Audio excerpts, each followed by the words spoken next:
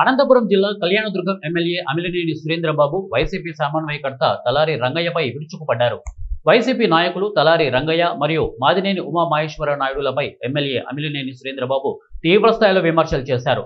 ఇంకో 15 సంవత్సరాలు అధికారంలోకి వైసీపీ రాదని జోస్యం చెప్పారు.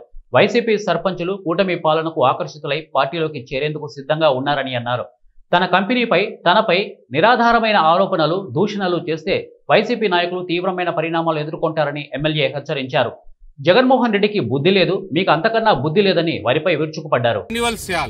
ఆ రెన్యువల్స్ కూడా టెండర్ అయిపోయింది. దానికి కంకర్ పర్మిషన్ తీసుకోవడం మా హక్కు, ఆ కంపెనీ హక్కు.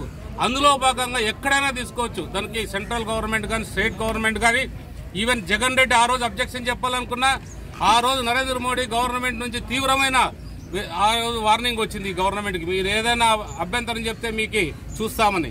ఇట్లాంటి చిల్లర రాజకీయాలు చేసి ఆ గుడి ఉంది, ఈ గుడి ఉందని చెప్పొద్దండి. ఆ గుడి ఉన్న కొండ వేరు, ఆ గుడి ఉన్న కొండలో కూడా కొట్టిన నాయకులు మీ నాయకులు ఎవరైతే ఉన్నారో ఆ నాయకులు. మాకి దైవం, భక్తి అన్నీ కూడా ఉన్నాయి. ఏదైతే ఉన్నాయో ఈ భక్తతకు సంబంధించి చేసుకున్నాం తప్ప ప్రజల్ని ఇబ్బంది పెట్టే పని ఏది కూడా చేయం. ఇంకొకసారి జాగ్రత్త రంగయ్య, నీకు వార్నింగ్ ఇస్తున్నా.